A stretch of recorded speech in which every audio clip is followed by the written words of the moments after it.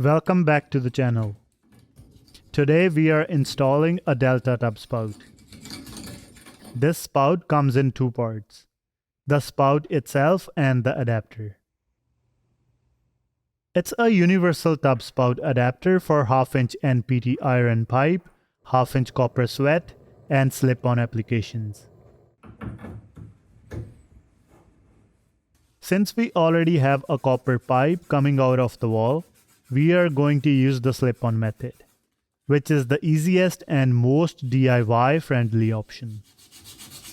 To start, make sure the copper pipe is clean and the end of the copper tube is reamed and beveled, so it's free of burrs.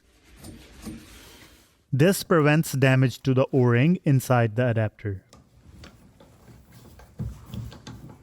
It's a good idea to fill the hole with silicone before sliding on the adapter. This is optional, but helps prevent water from getting inside the wall if the spout ever leaks in the future. Apply plumber's grease to the O-ring inside the adapter for lubrication. Now slide the adapter onto the pipe and insert the set screw.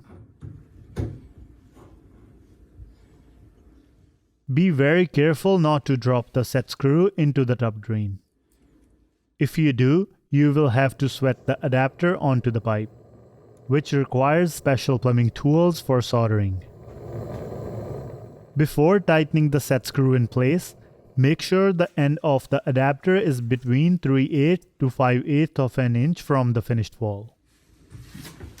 It is recommended to cut the pipe flush with the adapter, but if it extends past the adapter by 1/2 to 3/4 of an inch, it will work just fine.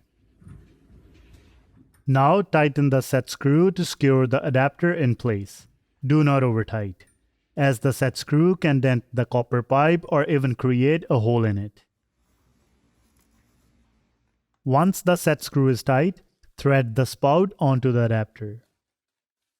The inside of the spout is plastic, so it's easy to cross-thread if you are not careful. Hand tight the spout onto the adapter.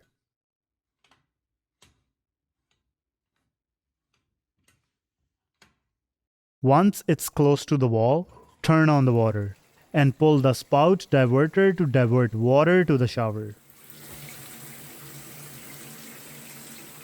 Check for leaks behind the spout and hand tight it firmly against the wall.